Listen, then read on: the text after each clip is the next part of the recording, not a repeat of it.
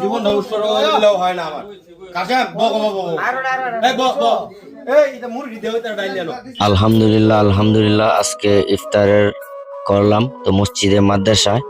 তো আমরা সকলেই ছিলাম, মাদ্রাসার ছাত্ররা ছিল, বন্ধু বান্ধব ছিল, ছোট ভাই আনসারি সকলেই ছিল এখানে।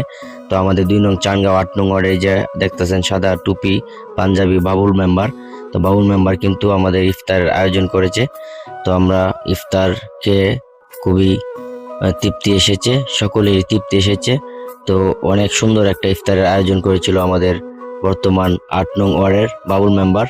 তো আমরা সকলেই মেম্বারের জন্য দোয়া করি, আসলে ওনার মনের সকল আশা আল্লাহ তাআলা পূরণ করুক।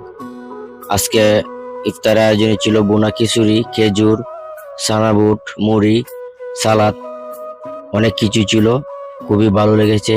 তো আমরা সকলেই আমাদের মেম্বারের জন্য দোয়া করি, আল্লাহর জন্য ওনার সকল মনের আশা পূরণ করে। তো আপনাদের কাছে দোয়া চাই আমাদের মেম্বারের জন্য।